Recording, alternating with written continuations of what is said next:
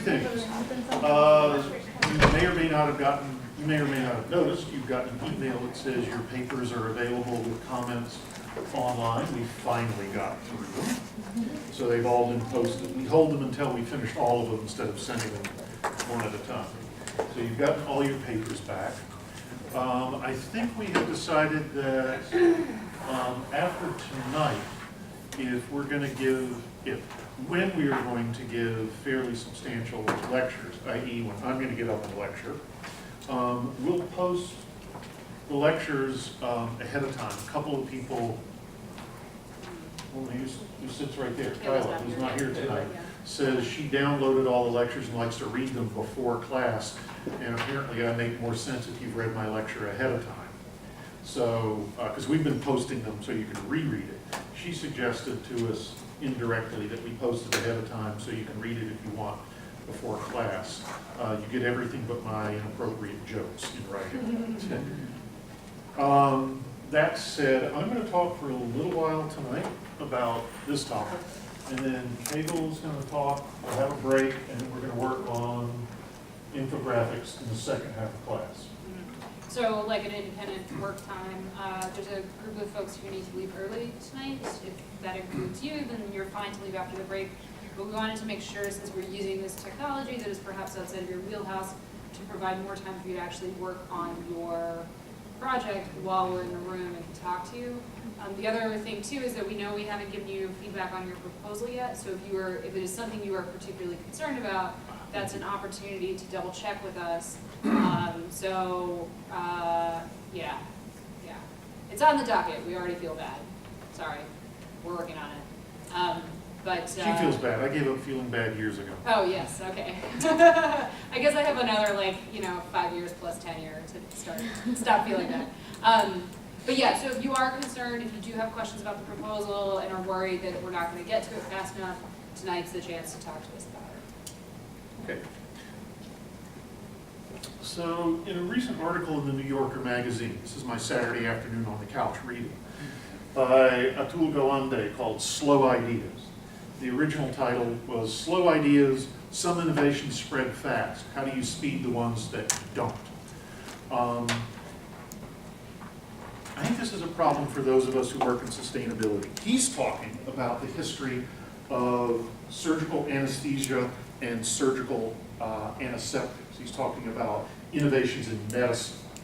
But I picked this because I think it applies, it's interesting, it's apropos of our topic of picture charts and visual rhetoric, and it applies to us. So he asks this question in the beginning of his essay.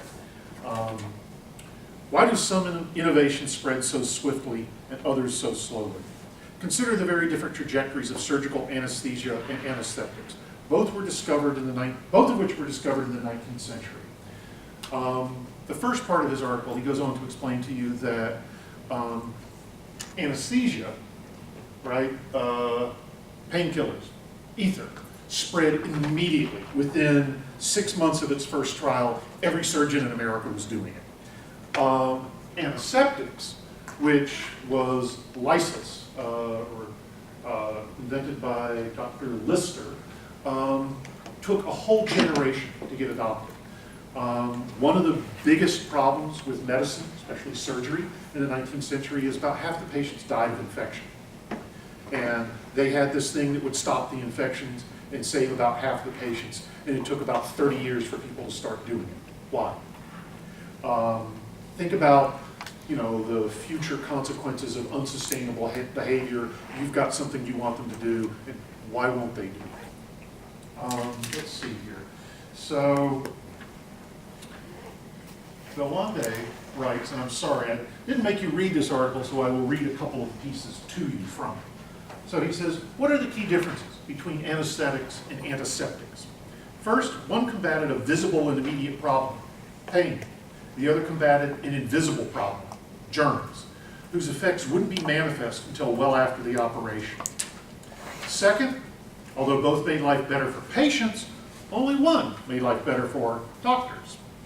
Anesthesia changed surgery from a brutal, time-pressured assault on a shrieking patient to a quiet, considered procedure. Listerism that is antiseptic. Get out of the way so you can read. Listerism, by contrast, require the operator to work in a shower of carbolic acid. That is, among other things, they had a little sprayer that would spray carbolic acid on the whole operating theater. So the doctor was working in a very light mist of carbolic acid. Even though dilutions burned the surgeon's hand, you can imagine why Lister's crusade might have been a tough sell. This has been the pattern of many important but stalled ideas. They attack problems that are big, but to most people invisible. And making them work can be tedious, if not outright painful. Sorry about that. Global destruction wrought by warming climate, the health damage from our over-sugared modern diet, or over-beered modern diet, the economic and social disaster of our $1 trillion in unpaid student debt. These things worsen imperceptibly every day. Meanwhile, the carbolic acid remedies to them, that's a metaphor. The things we do that aren't quite as easy and immediate as anesthesia, all requiring individual sacrifice of one kind or another, struggle to get anywhere. That's what I want you to think about dealing with sustainability. Oops, don't need that yet. So for those of us working in sustainability, the topic has upside and a downside. Downside, most of these problems are caused by us and our activity. The upside, that means we can change it. If we can motivate people to change, we can change the scenario, change the storyline and its outcome. But to change those scenarios of sustainability, we need to get people to see and understand what we're talking about. Why antiseptics should be used despite the fact that they're a little uncomfortable, because eventually you're going to save half of your patients. To do that, and this is my metaphor for this part of the course, and frankly for sustainability generally, we need to figure out how to make the invisible visible. That's what you do if you're communicating about environmental problems or sustainability. You're trying to make what is invisible, visible to people. So, I want to talk about a couple of examples. One of my favorites that I've worked on before. Whoops, got that? Anybody ever heard of the Cape Wind project? It's a really huge wind generating electrical project in Cape Cod Bay between, that's Martha's Vineyard, that's Nantucket. I used to live on Nantucket Island. I ran the boatyard on the island, lived right on that dock. And that's the main one. This is where the Kennedy compound is. They have built this huge, I'll show you a couple pictures, this huge installation of turbines. That's the view from the mainland, from Conduit, 5.6 miles away. That's what it looks like from Edgartown on Martha's Vineyard, where the Kennedys live. No, they live in Hyannisport, sorry. That's the view from where I used to live. So you're looking out over Cape Cod Bay, and you see these great big white towers. You know, you're in Edgartown in your $10 million oceanfront house, and instead of the sunset, or that's east, so instead of the sunrise out over the Atlantic, Cape Cod Bay, you see all these towers out there. So people can see the towers. They can see those great big huge blades, but they can't see the reduction in greenhouse gas that they cause. Ironically, by cutting greenhouse gas, things like this, Cape Wind is actually slowing, incrementally of course, infinitesimally, maybe this one thing, sea level rise, and everybody who's looking at it is going to be underwater because of sea level rise. You know, if you've ever been out there to Cape Cod or out to the islands, you know, it's pretty low to the water. And this was viciously opposed by everybody out there, despite the fact that it was going to, you know, it is part of, small, but part of the solution to keeping their houses and their islands in existence in 50 years for their grandchildren. The problem is, it's easy to see those towers, and they're ugly, or people don't like them. But it's not easy to see the long-term consequences here. And the question is, how do you make something that's not physically visible present to people? How do you make a reduction in greenhouse gas visible, palpable, real to people who can't see it? So, for those of us who are writing about sustainability, let's see, go to the next one yet? Yeah, this is what they look like up close and personal. I used to live in Iowa, and I'd drive past these towers out in farm fields of corn all the time. And has anybody ever gotten up close and personal with one of these things?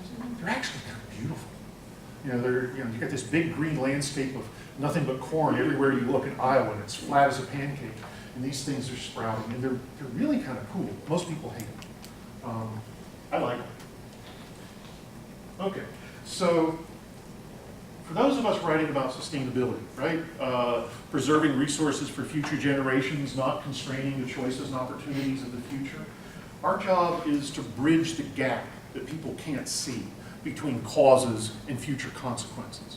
The drawbacks are concrete and visible, the benefits are intangible or not existent yet.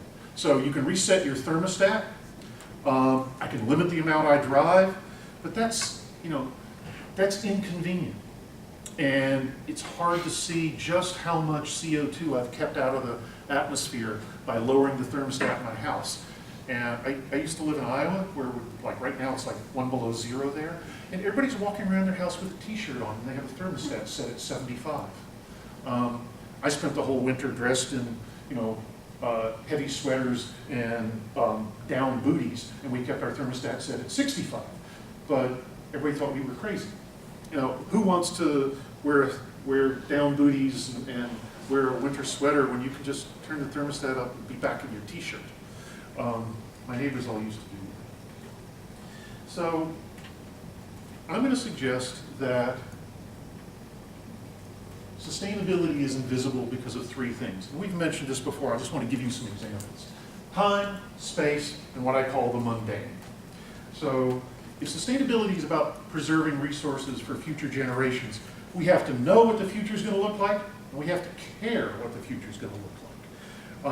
Sustainability science uses models to show you scenarios of what the future would look like. This is from the IPCC 4. It tells me, if you've seen these are different scenarios here. The red one being what we're doing now, burning a lot of fossil fuels. This one being, or the lowest ones here, being very good collective behavior, renewable resources, things like that. So, we can try to make, 100 years into the future visible and maybe see what the consequences are. But I've shown these kinds of things to undergraduates, and I might as well be showing them, advanced quantum physics. Makes no sense at all to them. And I'm not, I assume you're familiar with it. We use uncertainty. We've got these ranges of uncertainty here. We've got these ranges, blue line. This is where it'll be, but here's the range of uncertainty. And people don't understand that. They can't see what that means. They don't trust our models because they're too complicated, they're too difficult to see. The second way, the second way that sustainability can be invisible is it's distant in space. Anybody know what the hypoxic zone in the Gulf of Mexico is? Dead zone. Dead zone, yeah. Water with no oxygen, water with oxygen. Anything over here, dead as a doornail. Anything over here, it's okay, and it's that clean.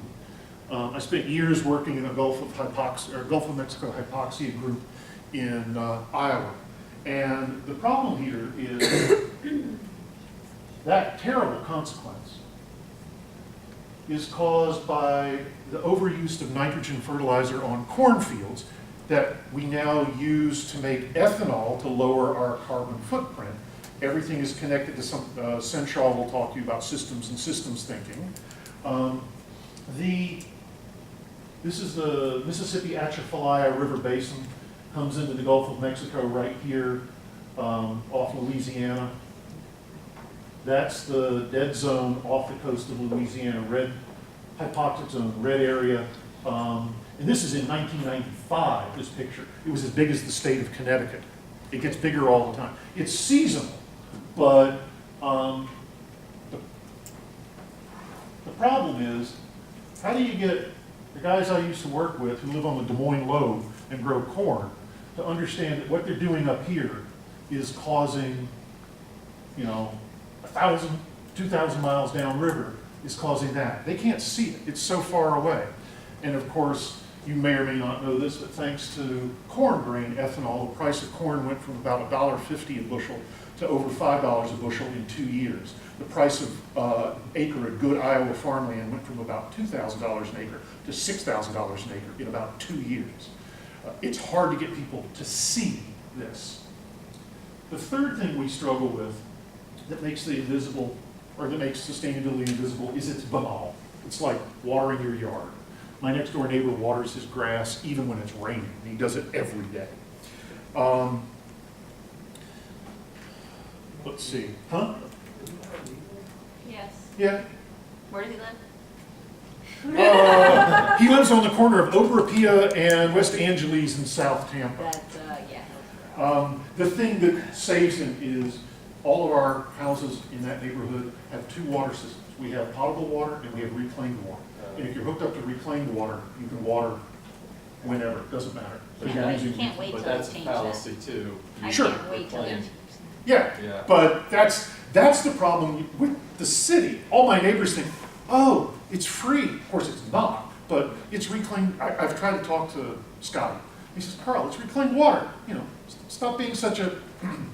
Aren't you supposed to be very eloquent with your words and able to convince?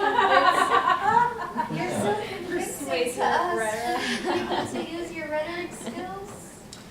I do work on my neighbors. My neighbor on the other side, who's a pleasant enough guy, doesn't believe in climate change. He thinks it's a global myth created by the elites to force him to do X, Y, and Z. And there's a certain point at which I'd rather, I know this sounds perhaps dishonest, but that's the guy who lives next to me. Right. He has 2 teenage sons, and when they come home at 3 in the morning and crank up the stereo, I want to be on good terms with Dad, so I can go over and say, hey, Claude, you know, tell the boys to turn the rock and roll down. It's 3 a.m. You know, I don't want him quite literally pissed at me. But yeah, I know. The latest research suggests, anybody know how much water we spray on our yards in a year in America? Just our grass, our front yards, our backyards. You know, we all like nice green grass. The best estimate, hold on, is 19 trillion gallons of water a year to water your yard. That's as much as England uses for everything they do, the whole country, everything in a year. We, of course, we're bigger than that. It's about 60 gallons a day per household on your lawn. Because we Yes. spend, in this state, a little over 130 gallons a day we use. Half of that is for landscape. Yes. That's per household for our city. And if you go to places like Phoenix, Arizona, where they last count, last I heard a decade ago, there were 25 golf courses. There is no surface water in Phoenix. It is the desert. Those golf courses take somewhere around 3 million gallons a day each that they pump out of the aquifer, or they take out of the Colorado River Basin to run. So 130 gallons a day per household here in Florida is high, but not the highest around. No. And part of the problem is, as I'm sure Kebreb will explain, is it's how we price it. It's filthy cheap. It's easy. You turn the tap and it just comes right. I fight with my 11-year-old all the time. She wants to take a shower. She goes in, she turns on the hot water tap, and she goes back to her room and does something. Dad, I'm waiting for the water to get hot. 10 minutes later, Dad, I'm waiting for the water to get hot. And I go in, turn it out, read her a little lecture about sustainability and water use and all this stuff. And my 11-year-old rolls her eyes at me. And I just say, okay, the next time you do that, no more screens for tomorrow. You know, no more phone, no more iPad, no more TV, no more movies, no more computer. You do that again, no more screens for 24 hours. Water comes off. You know, but it's easy. And what I'm trying to get at is things are invisible because they're banal. They're everyday, they're ordinary. Food bundles, you go to the grocery store. So, you know, you buy those nice, I used to live in Minnesota. You want to buy strawberries in the winter in Minnesota? You want to buy fresh flowers that they fly up from Peru? My organic co-op in Iowa, you know, everything told you, you know, how far it was. So I'd buy eggs, and, you know, one set of eggs would say 5 miles. One set of eggs would say 10 miles. And then there'd be the eggs from the organic company in California, and it'd say 2,000 miles. But, you know, that was the organic co-op. I go to Greenwise down here downtown, and I buy X, Y, and Z, and it's probably been flown in on an air-conditioned aircraft from halfway around the world, and the carbon footprint is immense, but it's invisible. Nobody thinks about that, you know? You get fresh peaches in the middle of the winter. My point here is that it's banal and invisible. Skip one. And part of what we're trying to do is get people to see through time, see across space, see across the ordinary and the banal. People try to get us to see these things through, did I miss one? Oh, I missed a slide. Through dystopian science fiction. Do you know the movie Blade Runner or Minority Report? Science fiction is really good at getting us to see what's invisible and in the future. Blade Runner is about replicants, genetic engineering, and the horrors that can happen. Minority Report is, again, about genetic engineering and engineering human beings. My favorite, because I watched it with my daughter, is, have you seen the movie Wall-E? It's about what I call the Trash-mageddon. Heck, with Armageddon, we got Trash-mageddon. This is about all of us going to Walmart and buying the things and throwing away the boxes. And the movie is really good at making that invisible, mundane, unsustainable behavior visible to us. Can I give an example? Yes. One of my favorites, I think for my money, maybe the best climate change ambassador we have right now is Margaret Atwood. If anyone read any of her books, Margaret Atwood, Handmaid's Tale. She has this trilogy called the Mad Adam trilogy. I just finished it. You did? Amazing. Which one, the Mad Adam trilogy? Yeah, I just made her start it. So good. And then it's incredible. And then there's another book, sci-fi book, very recent, called The Wind-Up Girl, that's all about this sort of future where we have no kind of carbon left, and so people are stranded where like you live and die where you're born, and there's this one last utopia of actual plants that's in Thailand. So everyone's trying to figure out how to get to Thailand, and it's really good. It's very good. As long as we're talking sci-fi, anybody Yeah. remember the original Star Trek series from back in the 70s? Yeah. There was an episode, Back in the 60s. Oh yes. I was cheating, back in the 60s. We see you. There was an episode where they were kidnapped to a planet that was overpopulated. This is an episode that comes out about, I don't know, 5 to 10 years after the airlifts broke the population bomb. And this was a planet that was so overcrowded that there was nowhere to be, and everywhere on the planet people were bumping into each other like being in a crowded elevator. And they brought Kirk in because the people from the Enterprise had germs and viruses that were alien, and they brought them in so that most of the population would die off of this alien plague, and they'd actually have. So it was trying in the 60s. Dates me and you, buddy. Was trying in the 60s to make visible to people what people like the Ehrlichs had been saying in 1968 in the book The Population Bomb. Look, we don't stop procreating, shall we say. We're going to be like this. We're going to have nowhere to go, and the only solution is mass extinction. Yes. Has anybody seen that new movie that came out? The one about the spy kind of thing? I don't know. It's in the movie theaters right now. A kid becomes a secret agent. Well, Spy Kids? no. I have an 11-year-old. I've seen that one. Andy Trainer. No, it's in the movie theaters right now. It's not Spy Kids. Yeah. Kingsman? Oh yeah, I've heard So about this. that one has to do with population. Also. Snowpiercer was really good. Oh yeah, What, Snowpiercer as all right, well. so what you guys are doing is you figured out there are these people who are out there, novelists, creative writers, movie makers, who are essentially doing sustainability communication. They're making the future consequences, bridging the gaps between what we're doing today and what the consequences are going to be. I have friends who are science fiction novelists, and they say, oh, of course that's what we're doing. We're doing cultural critique, Carl, but we're doing it in a way that nobody recognizes, and in a way that they can feel and understand. And the trick is, how do you then bring back from, oh, that was a movie, to everyday activity. Oh, that was Star Trek. I'm still going to have 17 kids. Soylent Green. That was early 60s. I remember Soylent Green. It was disgusting. My favorite, and I've talked about this before, the miles per gallon on my automobile. I play games. It changes how I drive. It literally makes it visible. I can toggle back and forth in my nice new Subaru between my average miles and what I'm making right now. I can even get a little arrow that will go up and down and tell me if I'm over my average or below my average, and I can take my foot off the gas pedal. The only bad part is it makes me run red lights.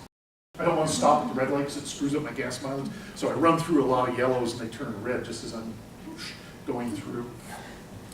Let's see, where was I? Okay, I'm functionally done. What I want to suggest then is this is what this module is about, and frankly what the whole course is about, these three challenges. Getting people to see through space is one thing. Getting them to care. I'm an American, why do I care what happens to those other people over there? Those are the kinds of challenges you face. There aren't any, the usual metaphor, there aren't any silver bullets. I can't tell you how to solve this problem. We've already had conversations in here about what's going to work or might not work.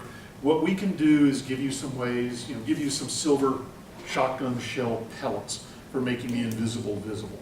And that's what the next three, or at least the next two modules in the course are about. Any questions about this? Would you add apathy to your list?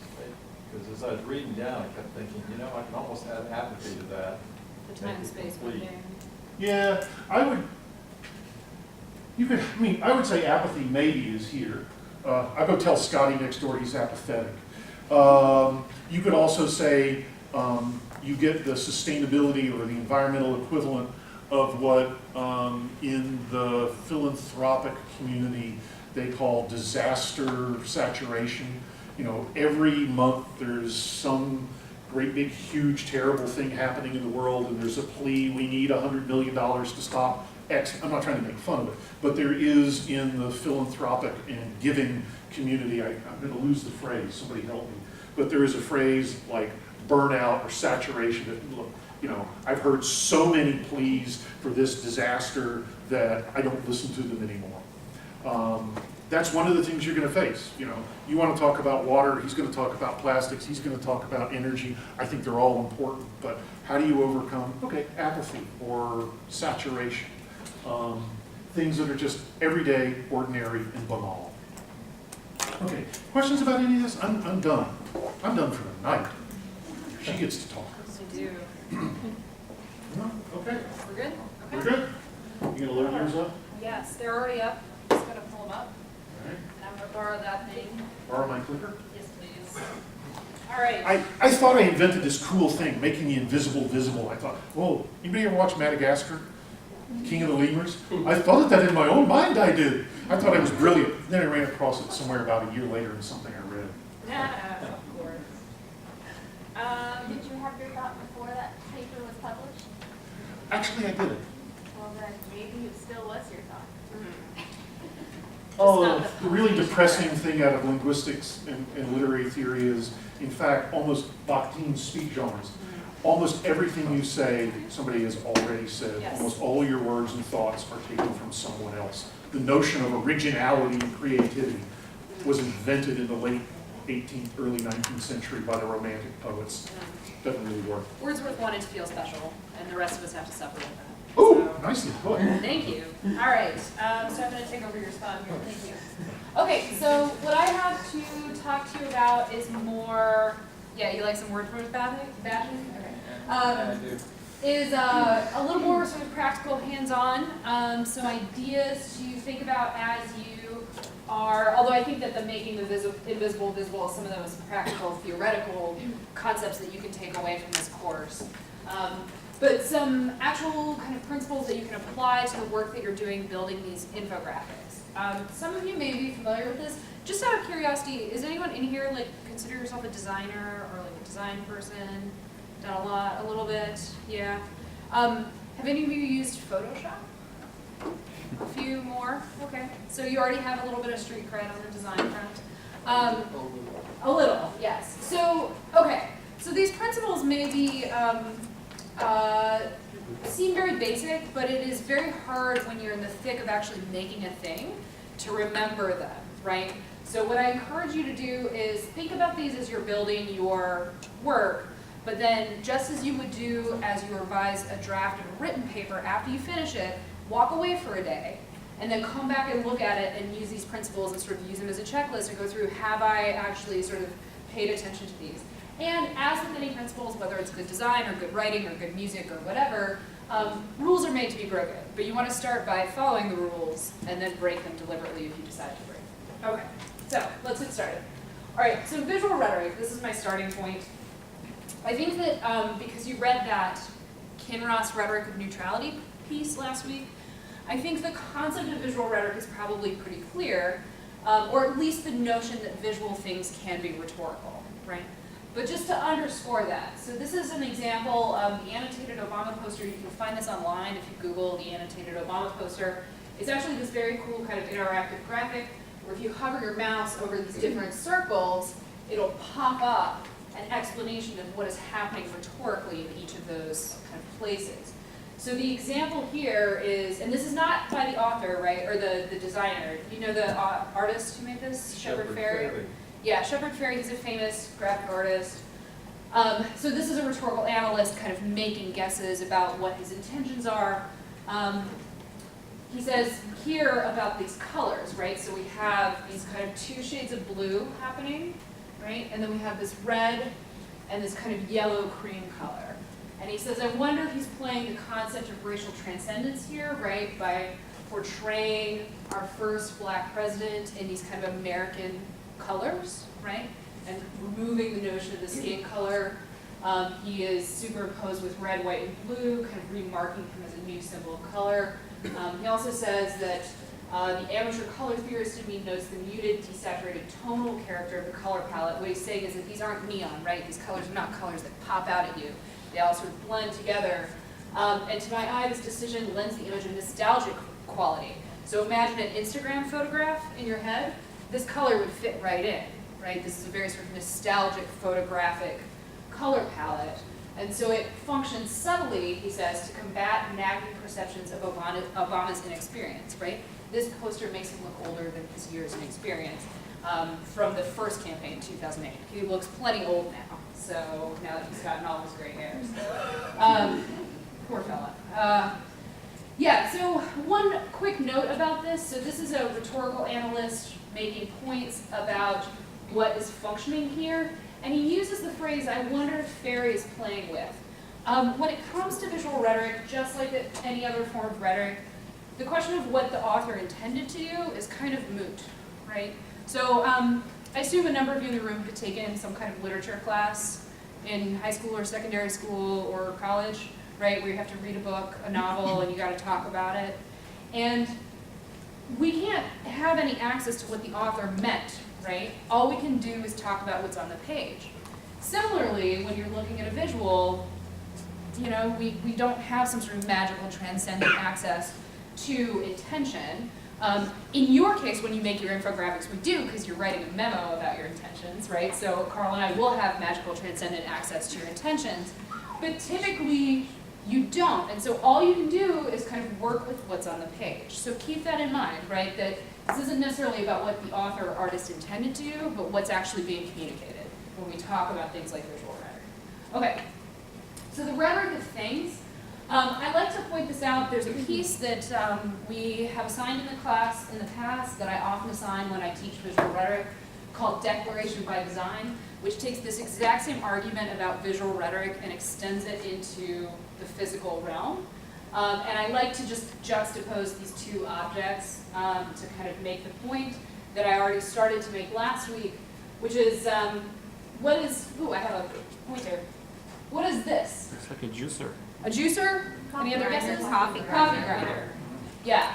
Juicer makes sense, right? It's the same, it's the right shape and all. If you happen to be familiar with coffee, as I am, I own 3 coffee grinders, actually. Then Krups is immediate giveaway, right? It's probably a little coffee grinder in this little slant here, right?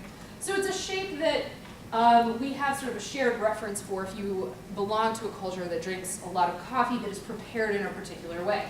What about this? Any guesses as to what this is? Coat rack? It doesn't, okay, part of the problem is that we have no scale, right? We have no idea how large this object actually is, right? This isn't the internet where we get a banana for scale. So, A lamp, it is a lamp, absolutely. So how did you know? the light bulb. Yeah, so it's maybe a little hard to tell with this picture, but these are all light bulbs, right, sticking out from here. So this is an object that was intentionally designed to not be recognizable, right? So if I put both of these in front of you and said, which one of these is art? What's your answer? The one, oh, you're going with the right. You just like being sad. Would you like to defend your choice of the coffee grinder? It's just his way. It just looks nice. Like that, I can have on my sink and counter. It actually does something. Uh-huh. This, I'm gonna have to explain to every single person that ever comes to my house and don't really like. Well, that's art. Yeah, well, yes, exactly. I think that was actually a very nice definition. That you appreciate, and you appreciate it and want people to comment on. Yes, yes. So At least that's one definition. the choices that, again, we can't know, we don't have any sort of magical access to the choices that were made in the design and creation of either of these objects, right? But what we can know is that one says something to us. That didn't work. Oh, I fixed it. Okay. One says something to us that we all sort of can share, right? Even if we get sort of juicer or coffee grinder, we're in the realm of like kitchen appliances, right? There's a shared communicative reference. Here, we're just guessing wildly, right?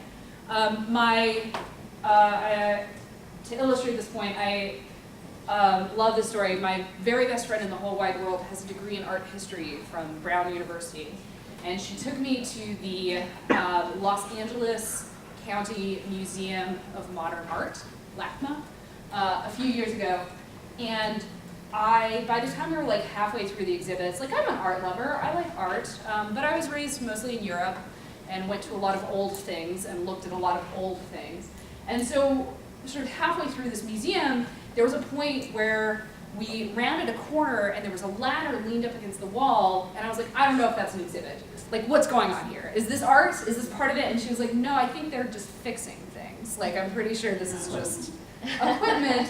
And I was so infuriated, and then, you know, an hour and a half later and a caffeine buzz later, we're out front of the museum and we're walking past a fire hydrant, and I stopped for a second and looked at it because the paint was sort of peeling in this very interesting way, and totally unintentionally said, that's really beautiful, like this catching the sunlight. And Kara said, now you get it, right? The point is that anything can be art. And I think there's some truth to that, and there's some beauty in that observation. But when it comes to communication, if you have a deliberate communicative goal, then art perhaps is not the best way to go about it, right? And I certainly don't mean to start a flame war between the practical people and the artists in the room, right? That's not my intention. But I do simply want you to be aware of the fact that just because something looks pretty doesn't mean that it's doing the job in terms of communication. Okay. And I have lots of artist friends who would just slap me for saying that. Okay, so rhetoric of design, right? So designing things, design is a mediating agency of influence between designers and their intended audience. This is a quote that I really love from the piece that talks about Declaration of Design by Design, that talks about the sort of real physical world. So you can think of the design, the choices that you make in creating a thing is a mediating agency of influence, right? It is the screen that is translating from your head, your intentions, to your audience. They will never have access to your intentions. All they have access to is the screen that you're putting in between you, the two of you. Okay, so some 4 basic design principles. Now that we have that kind of big theory stuff out of the way, here are some tools that you can put in your toolbox in order to communicate, right? These are ways you can communicate.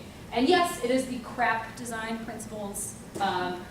When we recorded our online lectures for the online class, they wouldn't let me say that, so I had to spell it out, C-R-A-P. Principles, if that makes you happier. So these are 4 basic principles of design. They're boiled down from Gestalt theory. If anyone is familiar with Gestalt theory, this is kind of a condensed version of that.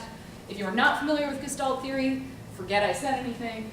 Contrast, repetition, alignment, proximity. These are 4 ways that you can communicate, that you can create a mediating screen, mediating agency between you and your audience. All right, so contrast. What does contrast mean? Come on, dumbest definition. Something different from something else. Things are different from each other, absolutely. So here we have an image of 3 signs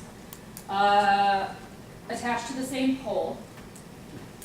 Which one's most important? The stop sign. How do you know?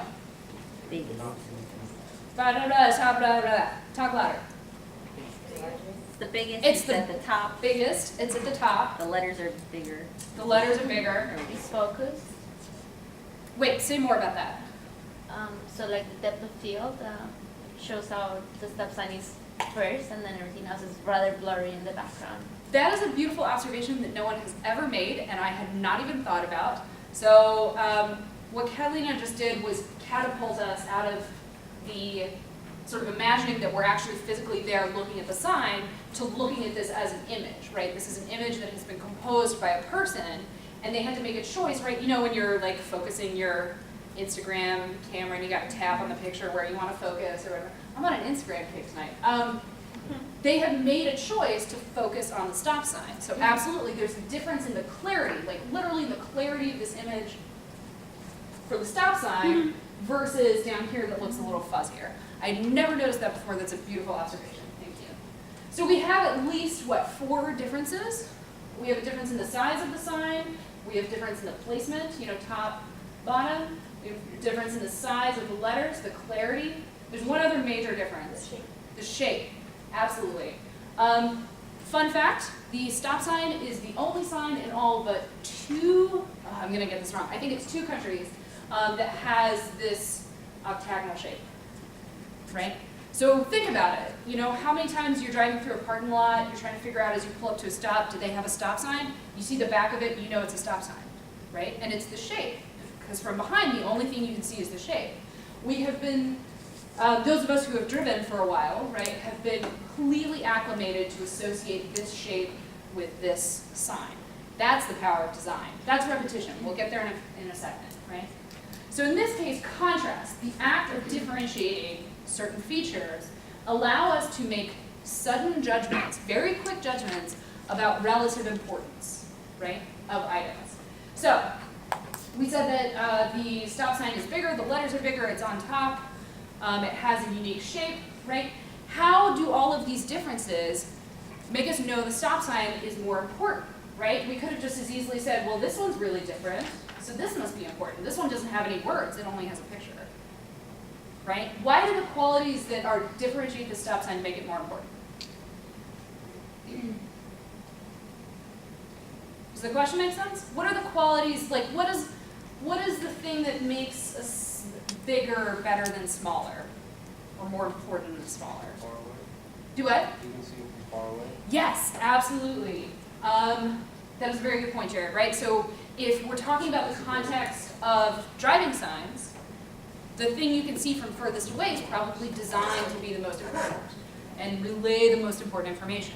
So that, you know, is an example of design principles that are very, very contextualized, right? Seeing it from far away, less important for like a textbook illustration. When was the last time your friend was from across the room was like, check out this cool textbook illustration, right? It's just, distance doesn't matter in that context. All right, so that takes care of the bigger. Let me ask you, are bigger things always more important than smaller things? This is not a philosophical question, by the way. Like, just purely design, right? When you're thinking about pictures or text on a page, right? Think about a newspaper, the way it's designed. What's the most important headline? The biggest one, right? Bigger versus smaller is a way that we communicate important versus less important. And what that translates to in terms of how your audience is interacting with your visual design is look here first versus look here second. Our eyes are drawn to bigger things first, right? Similarly, the top-bottom hierarchy, right? There's a book Carl mentioned, I believe, last class, Metaphors We Live By. Didn't you mention it? Yeah. Metaphors we live by, right? So one of the points that they make in this book, Metaphors We Live By, is that our language, certainly the English language in particular, is saturated with metaphors, right? Even the word saturated, right? What does saturated mean? Saturated means soaked into the very fabric of, which is clearly a metaphor because the language doesn't have a fabric and can't intake liquid, right? So any word we use is in itself inherently metaphorical. And and then they name a number of sort of primary metaphors. metaphors. And one of the metaphors they name is hierarchical metaphors, right? I love you above all others. It means I'm literally placing you at the top of a hierarchy, right? That's a top-bottom metaphor. And we'll get to color, we'll talk about color in a minute, right? Dark light is another metaphor that shows up all the time in the English language. It's a cultural thing, certainly. So, anything that's on top, more important. Think about when you open a web page. Do you scroll all the way to the bottom and then start there and scroll back to the top? No, right? You read the title on top first and then sort of scroll down and scan or whatever.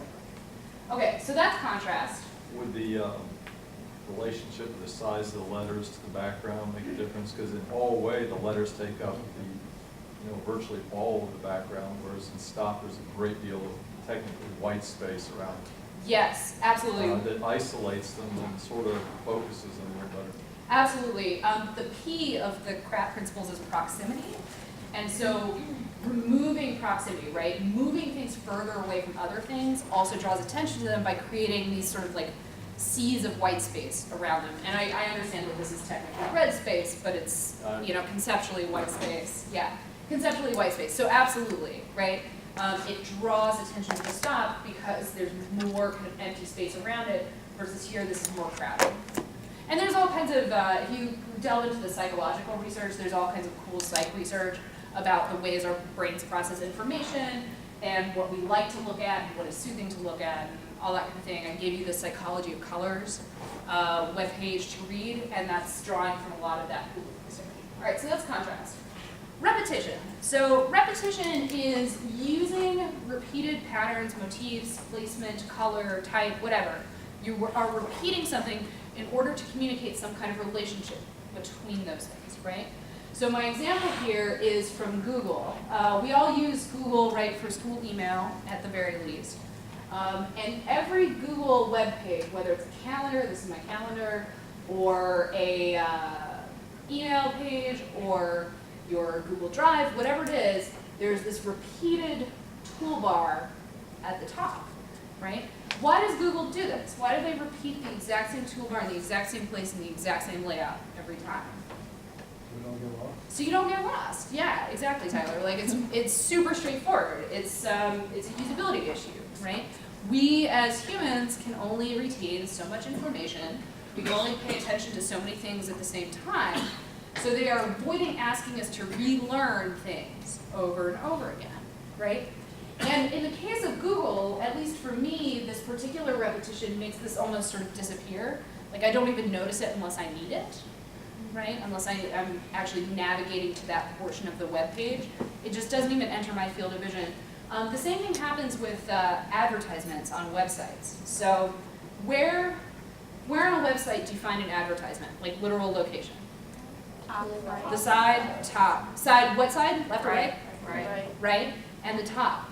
There is a known phenomenon called banner blindness, which is that people are so used to that, right? We have gotten so trained to think of the top and side right column as ads that even when they are not ads, even when it's real content, when they do heat mapping of eyes, right? So they'll put a little goggle on your face and you look at a web page and they can track where your eyes go, or they use a camera to track where your eyes go.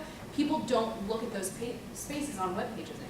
They just don't do it. It's banner blindness. Yeah, just to add on what you were saying, a lot of times they put it in between, in the middle of the text. Yes. So like while you scroll down, you see it. Yeah. You have to read the other part. Yeah. I've been seeing a lot more of that. That's just within the last, year and a half, I think? Am I about right? I feel like? I only spend like half my life on the internet, so I could be wrong. But that's a smart technique to get past this banner blindness, right? Because we have to look at it as we scroll past it. Especially on mobile devices, right, where you can only kind of swipe up so much versus a scroll on a computer where I can literally quickly drag the horizontal scroll bar, right? It's really effective for mobile devices. So with repetition, you're doing two things, right? You are establishing a relationship between different items. Think about headings and subheadings in a book, right? Chapter titles. The typography, the actual font that gets used is going to be repeated. And that tells you this is the same kind of thing, right? It allows you to construct a category through repetition. There is, as I wanted to point out with this example, the danger that repetition makes things invisible. So just watch out for that. Okay. All right, alignment. So, this picture makes me angry because of the alignment. What is alignment? Quick definition. Quick, dumb definition. The way things line up against other things. Absolutely, the way things line up against other things, right? So we have like these pieces, you see this little middle column? They're all lined up right and left, right? They all sort of fall along the same line. Now this is mostly, I'll tell you the one place that drives me crazy in this picture. Mostly I find this very satisfying. We have three pieces. We have this big column, right? And then we have this big column which you can break into this part and this part. I'm in love with this clicker right now. Thank you, Carl. Right, so we have sort of three big pieces. It's your Christmas present coming. Okay, awesome. I love Christmas presents. All right, the one place that drives me mad is this bit right here. Right? Because if you look at the ways that these other pieces line up, so right here we have a place where kind of two columns meet, where the horizontals don't really line up, but the colors don't contrast that terribly. Right? The palette is all this sort of muted blue, yellow, shades of brown, sure. But right here, we have these four corners line up, right, perfectly. But then this one very bright piece that sticks out, because the color also sticks out down here at the bottom, right? And I get that I'm a huge nerd for caring in the slightest about this. But it's an example of how you can align in lots of different directions, right? And it's not that everything has to be exactly the same size. You've got everything from this little square all the way up to this big guy up here, right? It's not that everything has to be the same size or shape even. We've got squares and rectangles. But rather, you just have to pay attention to the balance, right? And the way that you pay attention to the balance is by paying attention to the lines. So this is a classic supermarket magazine cover, right, bazaar. And if you notice, every single one of these, however many, 1, 2, 3, 4, 5, 6 titles, lines up along just 4 lines, right? 6 lines if you count the exterior lines as lines, these that run sort of north-south. If you count those rather than just sort of subsuming them into the edge of the page. So we've got one line right down the middle that sort of creates a heavy left side and a lighter right side, right? You'll notice this side is anchored at the bottom with a really, really big font, and we have a slightly smaller but still large font up here. There's not any font over here that can compete with either this or this, right? And it's because this column is so small, the way that they've lined it up along this line means that these fonts over here have to be smaller, right? There's a real sense of weight. Do you understand what I'm talking about when I say things like weight, right? Like this literally looks heavier. This literally feels like, I guess not literally, doesn't literally feel like anything. It feels like a sort of anchor on the left side of the page. Like if I was dangling this magazine from my hand, you would expect it, and I dropped it, you would expect it to land on this corner, right? That's what we mean when we talk about weight. But again, it's not about making things sort of line up and be exactly parallel. It's not about making patterns that are these perfect little fractals and constellations, but rather about finding ways to balance this weight along these lines. So you'll notice, for example, this line forms the top border of the left side and the bottom border of the right side. So they are in alignment, right? But it is a different edge that is meeting up on a line, right? So I point this out, both of these, right? So this guy and this one. I point these out to kind of complicate the notion of alignment and try and push you beyond thinking of alignment merely as a literal lining up and matching of elements. It's not about matching, right? It's about figuring out kind of, okay, where do I want my primary elements to sit? Here we've got a primary element up here, a primary element down here. And then how are we going to kind of balance the rest of the page? And the way you do that is by setting up this sort of grid system for yourself and saying, okay, where do I want my lines of alignment to fall? And once you've made those choices, it's just a matter of sort of moving blocks around. I think PictoChart, I keep doing that. I think PictoChart makes that relatively easy for you, right? PictoChart in some ways is sort of forcing you into alignment because of its block system. But you still have a lot of control over between block to block to block, kind of how things would line up left and right, top and bottom, and even within a block, right, how you would align things. All right, so that's the A of the CRAP principles. And last but not least, proximity. So Michael pointed out the proximity issue of the stop within this larger sign versus the all way within the smaller sign, right? So what is proximity? Quick, dumb definition? Say that again louder. How close you are to something, right? So I am currently equidistant between the board and Clarissa. I am now more proximal to Clarissa, right? It is simply a matter of distance. Now, I suggested that repetition is a way to create relationships, right? If you repeat some part of an element, you repeat a color, or you repeat a font, or you repeat a set of alignments, right? Repetition is a way to say these things are alike. Proximity is the same way. So let me ask you this. Who am I better friends with? Clarissa or Babatunde? Right now, in this moment. You just walked into this room. We're hanging out. Who am I better friends with? Clarissa. How do you know? How do you know? Proximity. Again, not a philosophical question. Body language. What? Body language. Body language. And that body language was one of sort of proximity, largely. Right? So when you see somebody, leaning in, right, I was literally sort of leaning in towards her, you know, it was like we were close enough to have a conversation. So now I'm about as close to Zareth, right, as I was to Clarissa, but I'm going to stand like this, right? What kind of relationship do we have now? And I'm sorry, people watching the video camera. So, yeah, right? I can fix that. Okay, this is not a good relationship, right? So the proximity sort of functions in multiple ways, right? There's a literal distance, and then there's also a distance sort of alignment, right? So if you want to think of it, the most simple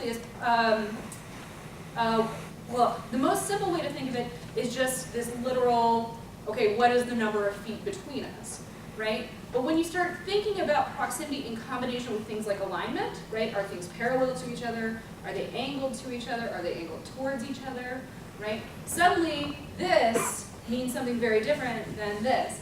And Babatunde, I do like you very much, and I'm sorry to use you as an example. See, the lean in, right? It means I'm sincere. So the body language can be an example for you as you think about proximity in your designs, right? So if I take two elements and put them close together, I put them in relationship to each other. So of these three signs, which two are related to each other? Stop and all. Stop and always, right. And partly that's just common sense, right? We have all taken our driver's test, those of us who have driver's license in the US, and we know that this is a combination of signs that you might see. But there's a little design hint there too, right? Notice how the distance between these two signs is slightly less than the distance between these two signs. They are grouped by proximity. They are friends with each other. These two signs like each other, right? Not like, but yeah. So that is proximity. And here's an example from web. I'm a big fan of using web design for illustrating these principles, in part because web developers can spend a lot of time thinking about design, because the web happens so fast that they kind of have to, right?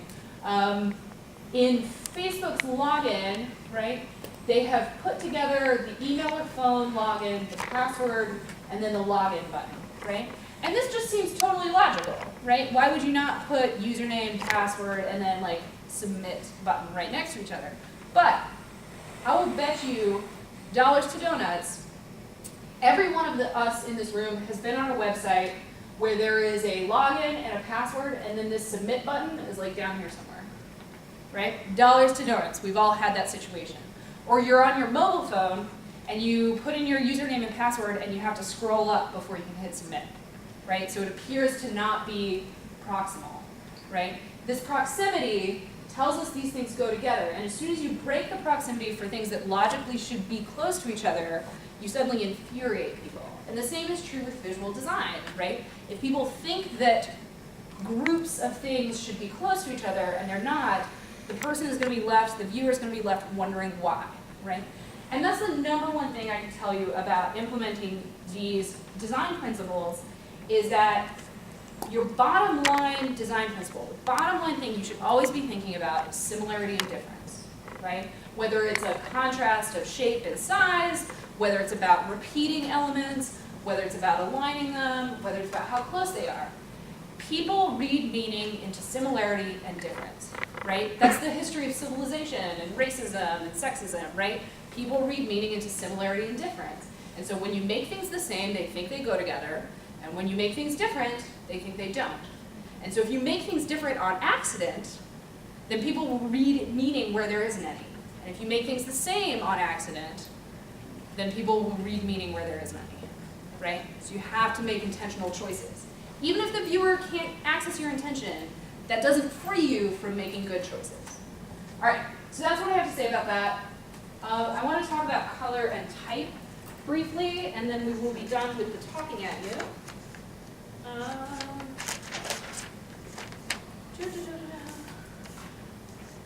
Well, it was open.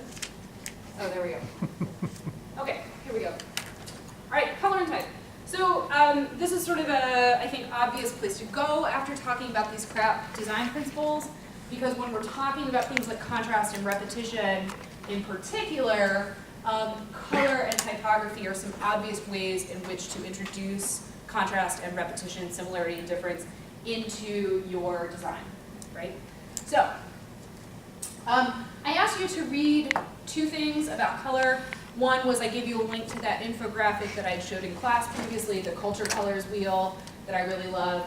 And then the second thing was the psychology and color piece, which I think does not do a good enough job specifying that it is in fact culturally specific, right? This is primarily based on research conducted in the US.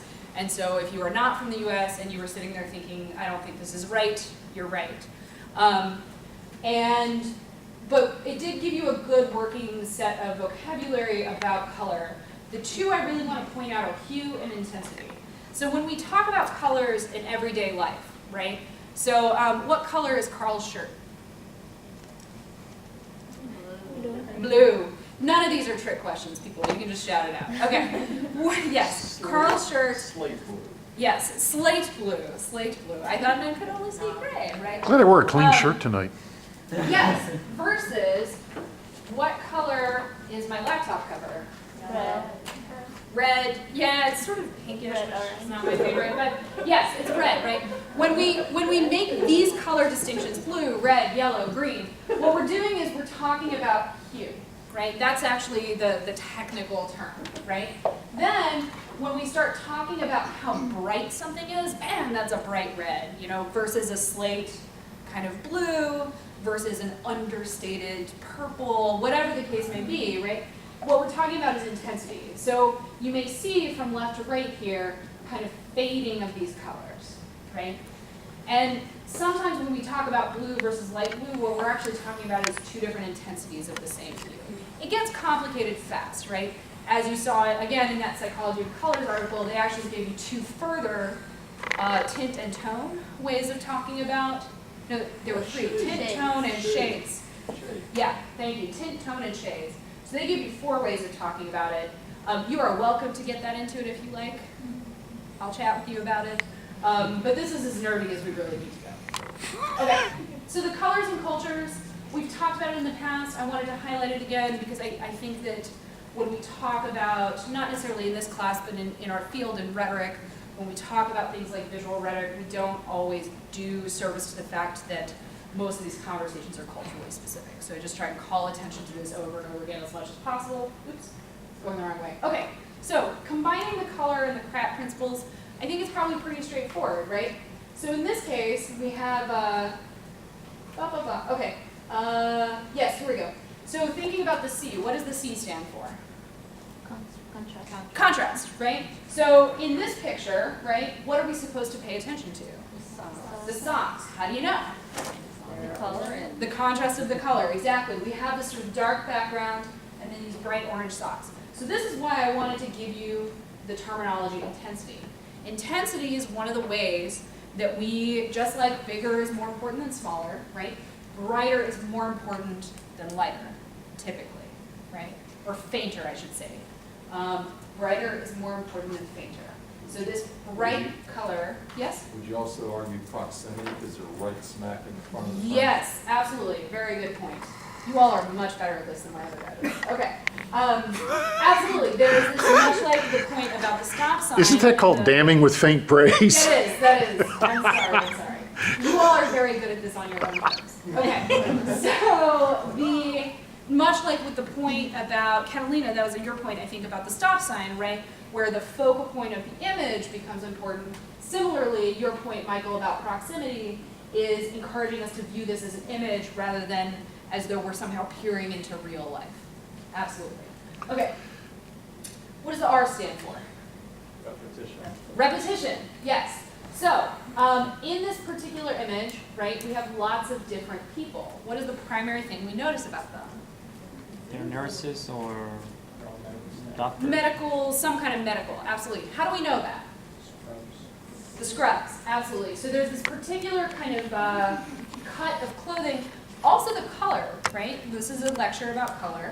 This color in clothing is a color that we associate with medical personnel, absolutely. And so the primary thing we notice is these are all people involved in the medical profession in some way. Now if you take a kind of closer look one by one at the backs of their heads, these are all people of different genders and different races or ethnicities, right? But that's not the primary thing we notice. This isn't the college campus photo where you're supposed to be like, oh, okay, so check it off. We have like a white man and a black student and a foreign exchange student, right? That happens, right? We've all seen these culturally diverse campus photo shoots, right? That's not what is happening here, right? That's not the point of this picture. The point of this picture is the repetition, right? And then this is actually from an advertising. This is a picture on a website that sells medical clothing, medical personnel clothing, scrubs and the like. And so I think maybe they liked this picture probably because it shows that their clothing is for everyone, right? That this is a sort of uniform that everyone can wear. Okay, so that's the R. Oh yes, I wanted to make the point about alignment here as well. So A stands for alignment, right? Where is the alignment happening here? Front to back. Front to back, they're all lined up in a row, right? The image, imagine if you took all of these same models and sort of scattered them about, right? Like they're all standing with their model poses, not in a line, right? Not aligned. How would that image then function? Oh, actually, I think it's back to front because you tend to read from the left, so. Yes, yeah, no, that's a very good point, right? So this person is further back, this person is further forward, absolutely back to front. That image of sort of a scattered group would read very differently, right? If you had to say what kind of people these are, right? Are they lazy? Are these lazy people? Are these hardworking people? Are these people who follow orders? Follow instructions well? They look really organized. Organized, that's the word, right? Organized is the word for this. So this is an image that through alignment suggests organization, right? Okay.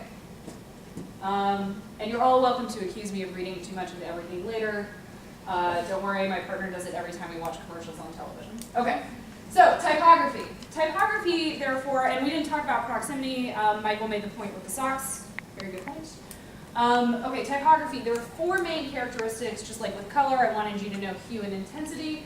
I want you to know with typography typeface, font size, kerning, and leading. So what is typeface? Anybody know? What does that refer to? The type looks like.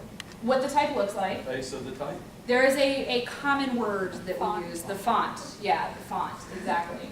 The font is, typeface has been around for a long time, and the concept of typeface and the font has been around since the printing press, right?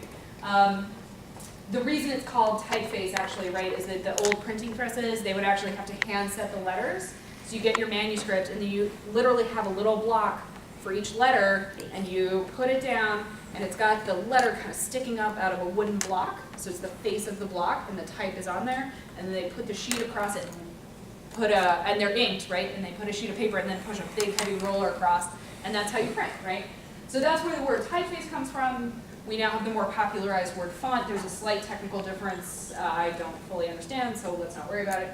And that is really important because that communicates lots of things about the tone of whatever it is that is in the typeface, right? Font size. What is font size? No trick questions. It's the size of the font. Size of the font, it's how big the letters are, right, exactly. So if I had made this particular, I don't remember what size this font is. This is probably like 36 or 40, right? Imagine this was 12, like Times New Roman 12, right? That would be super obnoxious of me to make you look at a PowerPoint with a smaller typeface. Okay, kerning and leading. Anyone happen to know what those are? Kerning and leading are the distance between letters Spacing. and between lines, right? So have you ever done the trick where your paper isn't quite long enough, and so you make it like, instead of double spaced, it's like 2.1 spaced? That's leading, right? Did you ever do the thing where you just add like a little space between letters?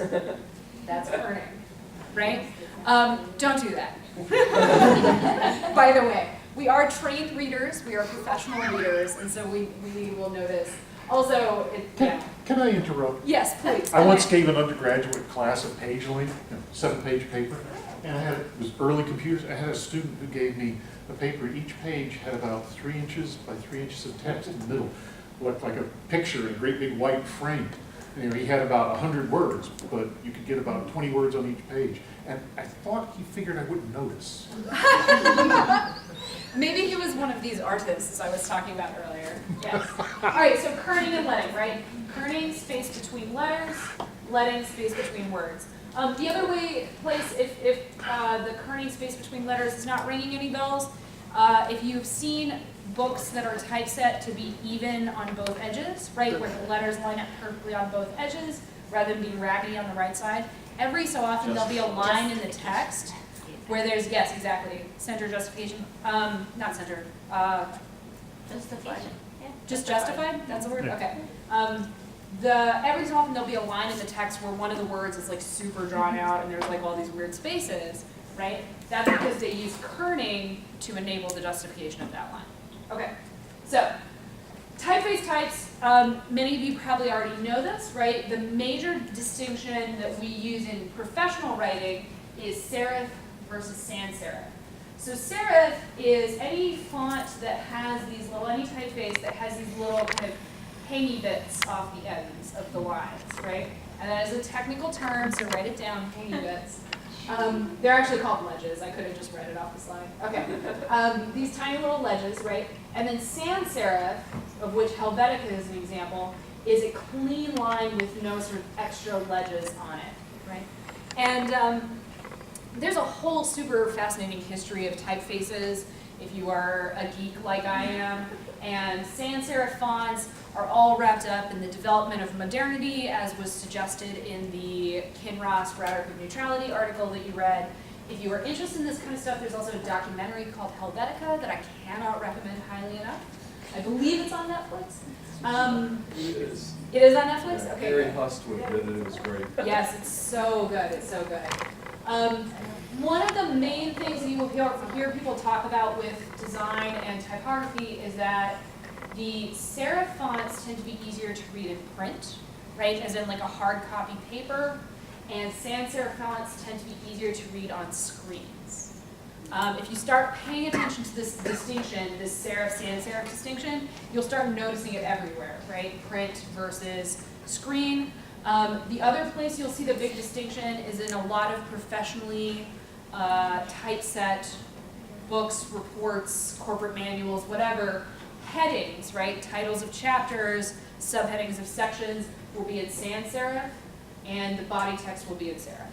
right? So if you start paying attention to that distinction, it might give you some ideas about how to make your own work look a little more professional. Can I ask a question?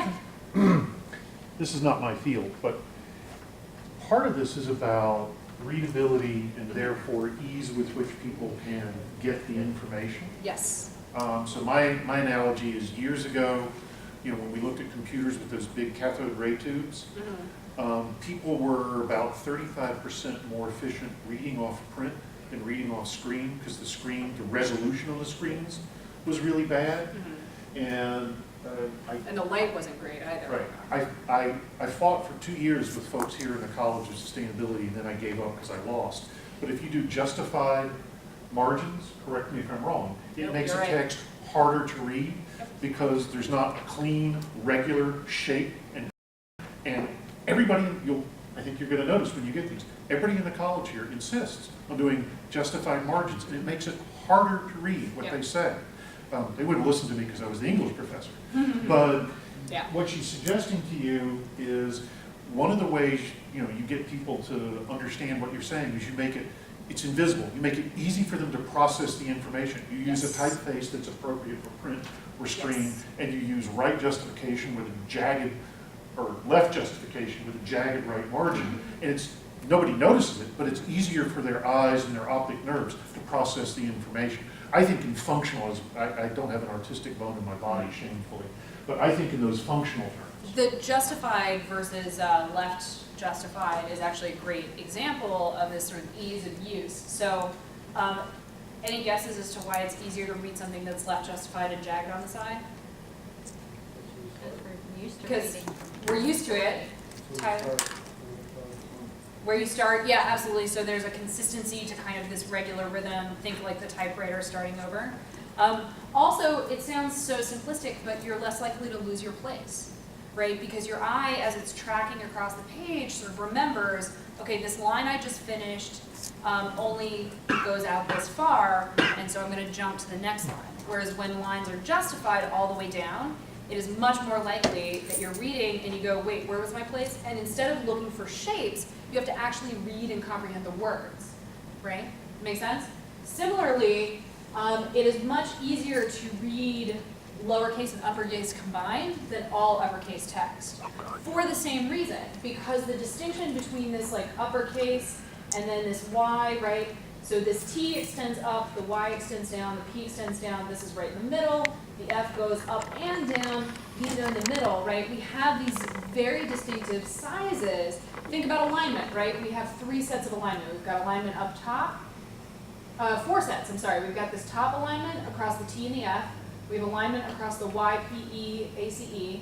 We've got alignment across the bottom of T, P, E, A, C, and E, and then Y, P, F. You see that, right? We have 4 places of alignment that allow us to quickly skim across the word and recognize the shapes in relation to each other. Versus here, we got 1, 2, right? So you have to spend more time with each individual letter as opposed to quickly recognizing it by shape, right? So that is one thing to keep in mind. With your infographics, it is unlikely that you're going to have enough text kind of in one place that these particular issues become prevalent. But it is terribly important when you write long pieces of text, right? We all have the Facebook friend who writes in all caps all the time, and you just like can't even. Yeah, okay, yes. And part of the reason you can't even is not just because they're ranting, but because it is literally harder to read. So, yeah. Okay, typeface types. I suggested, right, that this is our primary distinction, serif, sans serif. Some of the other distinctions that you might want to be familiar with. We have Gothic letters, right? That's these letters that look like they're sort of calligraphic, right? We have, these are called script fonts, right? Black letter technically is a subset of script fonts, so the Gothics are usually considered a subset of script fonts. So anything that looks like it could have been made by hand. And then these we have the specialties, right? Comic Sans, of course, we all recognize. Desdemona, this is apparently this computer over here does not have this font because right now it looks like a nice little sans serif, but it should not look like that. It looks a little wild. And then Papyrus, of course, is supposed to look like it was written on sort of like old papyrus rolls. So these are kind of one-off fonts that don't belong to a particular family. They're these specialty fonts. Yeah, Asa. I think the Gothic one is mostly associated a lot with Germany, 30s, 40s, or something. Yes, absolutely. This just screams like Reich, right? Yeah. Yeah, absolutely. What are some of the Well, other? also, to me, it's also very medieval. You know, I think of the Gutenberg Bible, Yeah. I think of things like that. So to me, it's not so much Reich as it is sort of, pre-Renaissance, medieval, and so on. And I think both of those associations are correct in no small part because part of, sidetrack into history, I grew up mostly in Germany, so I have a lot of history that I've taken in about Nazism, 1930s, 1940s Germany, and the Nazi Party actually had a very clear design agenda. Right? They made very, very clear choices about design, not just of typeface or documents, right? But also of buildings, of propaganda materials. When you see videos of films of the marches, right? You had Albert Speer doing a lot of the architecture. Yes. You had them using There's runic letters instead of the modern, because they rejected the modern. Yes. So they rejected, that's the key, is they rejected modern and instead they adopted in design, largely these sort of medieval designs. And in architecture, they reached back to classical roots. So it was all kind of Roman, Greek influence, right? So this idea of the 1,000-year Reich, I did not expect to talk about Nazism tonight. The idea of the 1,000-year Reich, right, suddenly had these deeper roots rooted in the design, right? The design was meant to communicate, this is not new, this is not modern, right? This is a movement that will last, this is a movement that has been around. And that's all communicated through a typeface, right? What about some of these others? Do any of these other typefaces have associations for you? Maybe more lighthearted ones? Comic Sans. Comic Sans, all right, what does Comic Sans tell us, folks? Just Casual. childlike. Yeah. Casual, ridiculous, childlike. Yeah. How many people in the room have ever seen a sign that was inappropriately in Comic Sans? Right? It made it look silly even though the message was serious. It happens all the time. There's a gas station in Las Vegas whose logo, it's like some independent gas station whose logo, the name is in Comic Sans, and I was like, I can't give you money. Like, you don't have a bank. Like, right? So fonts have these very specific associations, and that's something you need to be aware of, above and beyond the crap principles, right? Above and beyond using them for contrast and repetition, and to some extent you can do it with alignment and proximity based on your kerning and leading. Beyond that, you need to be aware of the tone that fonts kind of bring with them, right? Okay, typefaces and the appeals. Here's just a little example of what I just said. Which lawyer are you going to hire when you are charged with treason? Sandy, yes, exactly, right? John Hightower looks like maybe he didn't take his law degree all that seriously. And it is, I've had students in the past say, but that's just unfair. And my answer to that is, yeah, okay, right? It's design, there's nothing we can do about it. It's sort of ingrained in us to associate certain things, certain feelings, certain moods, certain tones with certain designs. But if you're busted for pot, you might call John. Right. That's true. So John recently moved to Colorado and is making a name for himself. Exactly. So yes, precisely, right? And this is why, again, when I was saying if you make choices about contrast or repetition or alignment or proximity, if you introduce sameness where you didn't mean to, or you introduce difference where you didn't mean to, it doesn't matter. All that matters is what gets communicated. Your intention doesn't matter. So John may have intended to say, I really like this font, or this is my daughter's favorite font, right? Or son's, I'm not trying to, this is my son's favorite font, or this is the first font that showed up in the list when I clicked on it, right? It does not matter what he's trying to communicate. All that matters is what actually gets communicated, which is that John Hightower is a less professional lawyer than Sandy Waters. Okay, Or a lot happier typography. one. Or a happy one, yes. Again, he's living in Say it again on film, Mike. Yes. Okay, so typography and crap, right? So contrast. Making elements different increases understanding, right? So we define contrast as different. So you can use type, you can contrast different types of typography, typeface, you can contrast the alignment or I'm sorry, the alignment in terms of kerning and leading, and you can contrast the size, of course. Remember, bigger is more important, smaller is less important. Repetition, we can repeat fonts, or we can choose not to repeat fonts. Alignment, right, nothing should be placed arbitrarily. So if we, for example, want to make a header where we have 2 lines of text that line up perfectly, we might have to change the kerning, right, the space between the letters on one of them. You see this trick all the time in logos. And that's a choice that you make in order to preserve alignment of certain kinds. And then, of course, proximity, right? So we might, in fact, group letters closer together in order to make a certain point, or we group lines of text closer together to show a relationship where there wouldn't otherwise apparently be one. Okay, so keep it simple. My rule of thumb with any design is no more than 4 fonts, 4 typefaces, tops, right? And that includes like a book. Like if you're writing a book, unless you are a postmodern auteur, keep it to 4 or fewer, right? If you're writing the new Leaves of Grass, go for it. Like use all the fonts you want. But if that's not your bag, stick with fewer than 4. Otherwise, you end up with this kind of swelter of fonts. And you have to keep in mind that with all of these crap principles, right, going too far in any direction is a problem. If everything is contrasting, if everything is different, right, every element in your infographic is a different color and a different size and a different font and different alignment, right, then the viewer has no idea where to look because we need you to help us categorize. We need you to tell us what's important, what's less important, what direction do we go, right? Remember that infographic with the car map? That was very easy to follow, right? It told us what direction to go. And it's because the little pieces of information were aligned and they were proximate to that road. So we knew we were supposed to follow that road, right? Similarly, if everything is repeating, if everything is the same and everything is red and everything is close together and everything is in Times New Roman and everything is the same size font, then similarly, we don't know where to start or finish, right? Everything is of equal importance.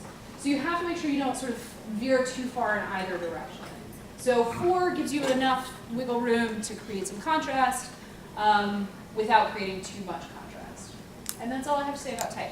Any last questions? All right, so the deal is the rest of the night is yours. It is currently 7:30, so we assume people